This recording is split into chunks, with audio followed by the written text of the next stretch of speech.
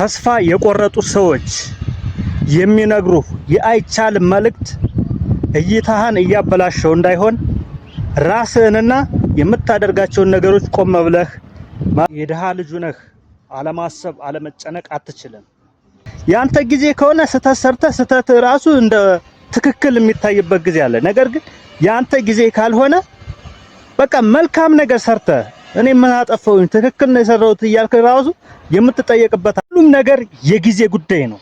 አንዳንድ ጊዜ ያንተ ጊዜ ካልሆነ ትክክል ነገር እንኳን ሰርተህ ስተት ነው ልትባል ትችላለህ።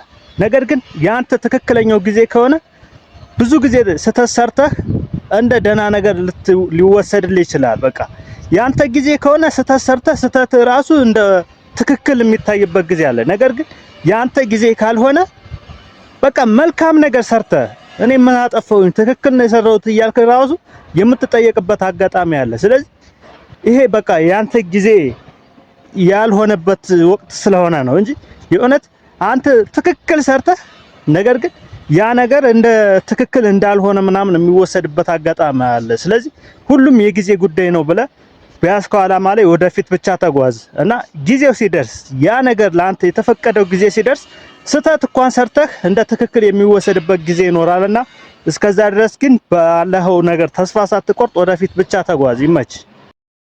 የድሮ ተራ ፓራዳይምህና ተስፋ የቆረጡ ሰዎች የሚነግሩህ የአይቻልም መልእክት እይታህን እያበላሸው እንዳይሆን ራስህንና የምታደርጋቸውን ነገሮች ቆም ብለህ መርምራቸው።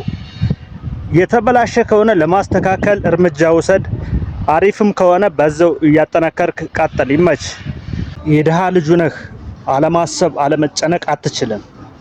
የሀብታም ልጅ ብትሆን የምወርሰው ውርስ አለ ትላለህ። የድሃ ልጅ ከሆንክ ምን ትወርሳለህ? ደህንነት ካልሆነ በስተቀር ማሰብህ አይቀርም።